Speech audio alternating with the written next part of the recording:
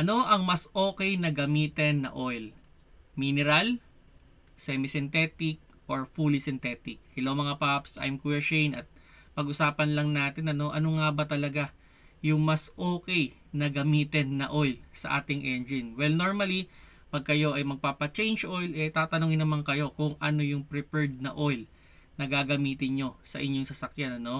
May option kayo na mag-mineral, mag-semi-synthetic, at fully synthetic. Then, normally, explain naman sa inyo na yung mineral is good for 3 months or every 5,000 kilometers, dapat mo na siyang palitan. At yung fully synthetic naman, good siya for 6 months or 10,000 kilometers. Then yung semi-synthetic, yung nasa gitna, good siya for 7 to 8,000 kilometers or 4 to 5 months, no?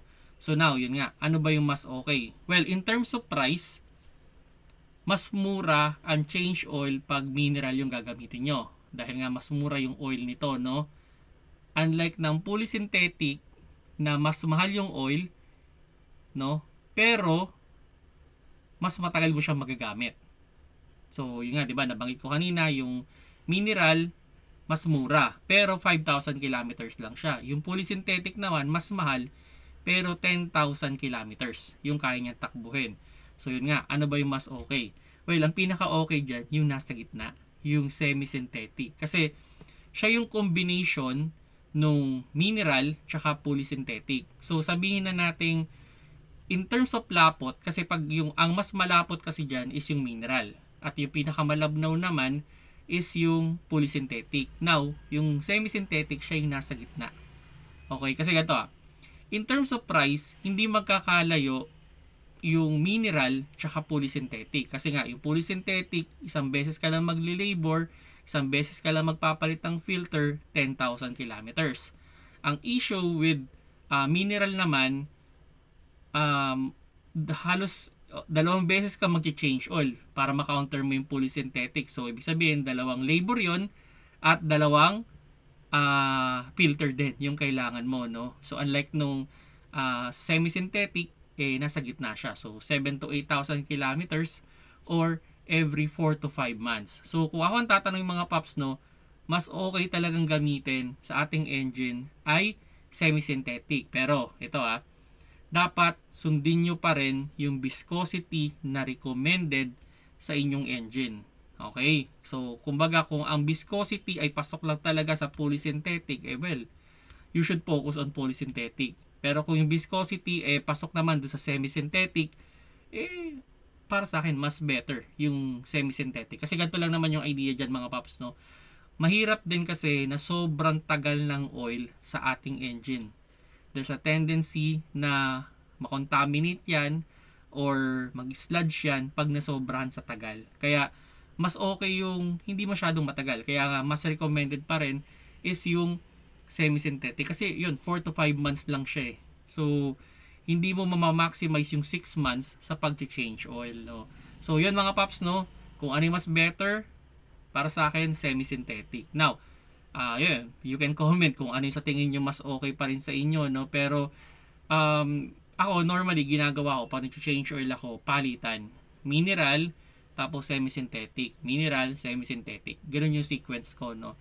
Bihira ako mag-polysynthetic pag medyo kailangan ko lang na hindi mag-change oil ng mabilisan, tsaka lang ako nagpo-polysynthetic.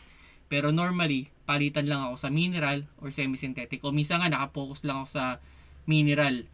Then, eventually, siguro mga 2 beses ako mag-mineral, tsaka lang ako mag-semi-synthetic. So, nasa sa inyo yung mga paps kung ano yung gusto yung sequence, no? Ang mahalaga dito, sinusunod ninyo yung interval na recommended sa inyong i-change oil, no? Kung polysynthetic yan, every 6 months or every 10,000 kilometers, at kung mineral yan, every 3 months or 3 months, no? Kailangan i-change oil nyo na siya. Okay? Huwag nyong i-maximize. Although, pwede naman. Wala namang problema doon. Pero, as much as possible, sundin nyo sana yung recommended na interval doon sa oil na gagamitin niyo. At yun, sundin nyo yung viscosity mga paps. Yun yung pinaka-importante. Yung labnaw niya o yung lapot niya, sana pasok doon sa requirements ng inyong sasakyan o ng inyong engine. So yun mga paps, ngayon magsasagot na naman tayo ng mga tanong na naiba to sa atin. Okay. Pwede bang paghaluin ang fully synthetic and mineral? Well, the answer is yes. Pwede nyong paghaluin yan mga paps, no? Kung halimbawa may natira pa kayong mineral, gusto nyo mag fully synthetic o may nabili kayong fully synthetic, pwede nyong paghaluin yon. Pero ang susundin yung change oil dyan is kung ano yung mas mababa na oil na klase. Okay, so halimbawa, meron kang 3 litro yung kailangan ng sasakyan mo. Then, meron kang 2 litro ng mineral, may 1 litro ka ng fully synthetic. So, ang susundin mo sana is yung interval ng mineral. Okay, kasi ganito yung nangyari sa akin dyan ha. Nung nagpapa-change oil ako sa kasa, lagi may sobrang oil. So, yung sobrang oil na yun, tinatabi ko. Then, eventually, nung tinanggal ko na siya sa kasa, yung naipon ko na oil, dinadagdagan ko na lang ng, halimbawa, may kung fully synthetic or mineral, walang problema doon. Kahit paghalu-haluin nyo yan, walang issue dyan mga paps. Okay? So, yun. Then, yun. Next question is, naka-fully synthetic ako ngayon, pwede bang i-convert to mineral? Well, the answer is yes. Pwede rin.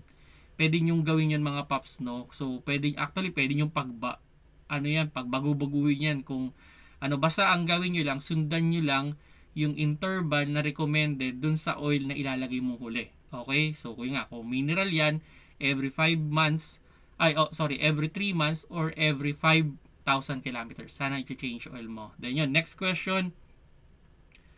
Pwede bang i-extend ng more than 500 kilometer yung oil before change oil? Well, yes, pwede yun. Pwede naman. So, halimbawa, yung mineral, good for 5,000 kilometers. Pero, sabihin na natin medyo wala sa schedule, kailangan mo pa rin gamitin. So, yun, pwede mo namang extend up to 1,000 kilometers eh. Pero para sa akin, 500 kilometers lang sana, no? So, pwede mo extend. Maximum yun, as far as I know, kung sa kasa, 1,000 kilometers. Pwede mo pang extend. Pero, sana 500 kilometers lang sana. Okay? Then, yun. 2K pa lang ang natakbo, pero 6 months na yung fully synthetic. Dapat na bang palitan? Well, yes. Kasi kung ano yung mauna eh. Kung 10,000 kilometers or 6 months. So, kung naka 6 months na yan, mas recommended na palitan mo. Well, you can extend, yes, pero sana as soon as possible, mga paps, no? So, yun. And yun, last question. Ano yung mas okay sundin? Hours of use or kilometers? Well, yung hours of use, normally, ginagamit yan sa mga heavy equipment eh. And yung kilometers naman, sa mga normal na kotse.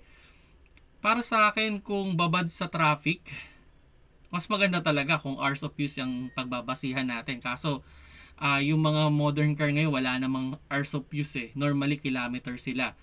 Pero kung babad sa traffic ang sasakyan, mas maganda talaga kung hours of use ang pagsusundin natin. Pero yun nga, dahil nga wala, so kilometers tayo.